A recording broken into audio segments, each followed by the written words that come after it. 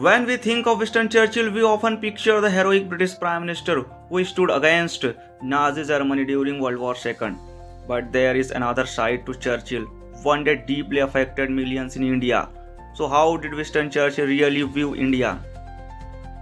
The answer is controversial and uncomfortable. Churchill was a lifelong defender of the British Empire. To him, the empire was not just political power, it was Britain's destiny. He believed British rule in India was a civilizing mission. In his view, Britain brought law, railways, and administration to a land he considered incapable of self governance. Churchill openly opposed Indian independence. In fact, during the 1930s and 1940s, when the Indian freedom movement was growing stronger, he saw it as a threat, not a legitimate demand. Churchill strongly criticized Indian leaders, especially Mahatma Gandhi. He once referred to Gandhi's deeply insulting term and was outraged when Gandhi met British officials as an equal. To Churchill, the idea of negotiating with Indian nationalists felt like surrendering imperial authority. He believed India was too divided by religion, caste, and language to function as an independent nation.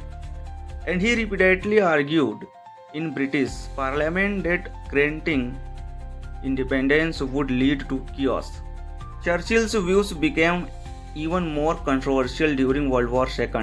In 1943, India suffered one of its worst tragedies, the Bengal Famine, where millions died from starvation and disease. Critics argue that Churchill's wartime policies varnished crisis. Food supplies were redirected for the war efforts and requests for relief were limited. Churchill prioritized Britain's survival in the war above colonial welfare. Some historians accuse him of racial prejudice influencing his decisions.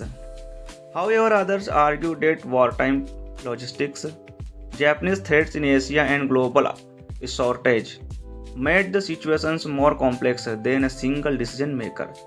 This debate continues even today. Churchill feared that losing India would weaken British permanently.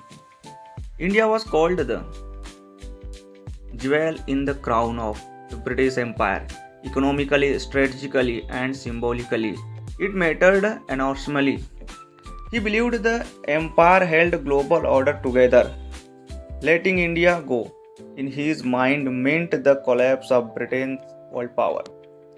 Ironically, just 2 years after World War II ended, India gained independence in 1947. Churchill had lost that battle of history. So, how did Winston Churchill view India? He saw it as essential to the British Empire. He believed British rule was justified, and he opposed independence until the very end. To some in Britain, Churchill remains a hero of freedom. To many in India, he represents the darker side of imperialism. History often has two faces, and Churchill's legacy in India remains of the most debated chapters of 20th century. If you enjoyed these historical breakdowns, subscribe for more untold global stories.